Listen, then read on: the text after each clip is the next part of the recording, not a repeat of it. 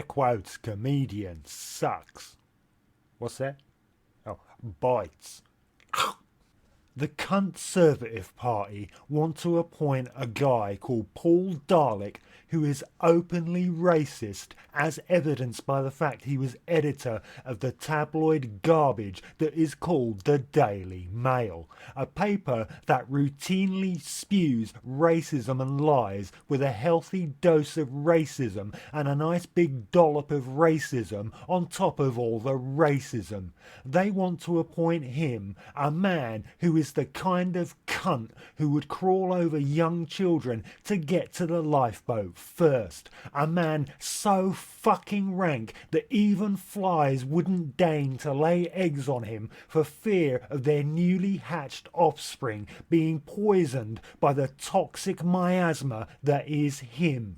Paul Dalek is mooted as being appointed to Ofcom, which is the regulatory body for television, radio and telephone communications, among other things. I don't know why Boris Johnson doesn't have done with it and dig up and reanimate the corpse of Joseph Goebbels. I guess it's not enough that the mainstream press is dishonest and biased as is. Now it's heading towards full-on fascism as well, much like Britain as a whole, which is goose-stepping into the abyss with the hoi polloi cheering it on from the sidelines like some demented Nazi rally.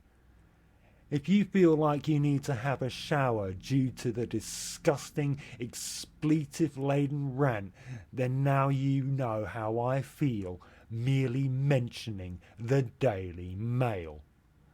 The only thing worse than the Daily Mail, right, are people who read the Daily Mail.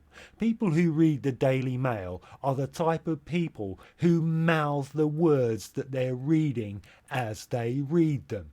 Mouth-breathing wankstains who, read the Daily Mail are so pig-ignorant and stupid that in actuality they're the type of knuckle-dragging morons who can't actually read at all.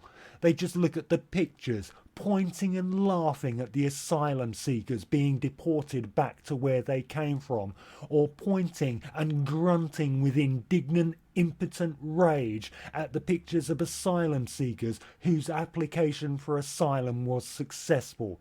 People with a single neuron in lieu of a fully developed brain, who read, or rather who pretend to read, the Daily Mail, are so dumb and simple that they are in fact inanimate rocks imbued with only the illusion of life. I hate to insult inanimate and lifeless rocks, but this is what things have come to. If I was on the toilet having just finished a runny shit that burned my anus, and the only material available to wipe my arse, possibly soothe it a bit, was a copy of the Daily Mail, I wouldn't dare wipe my arse with it because I would instantly die from the poison contained within its pages. The only sensible thing to do with the Daily Mail, the back issues, the machinery that produces it, the buildings that house the machinery, the logistical infrastructure that distributes it, everyone who works for it or reads it should all be gathered up and shot directly into the cleansing nuclear furnace that is our sun. Now don't tell me that all I do is complain without offering real solutions to real problems.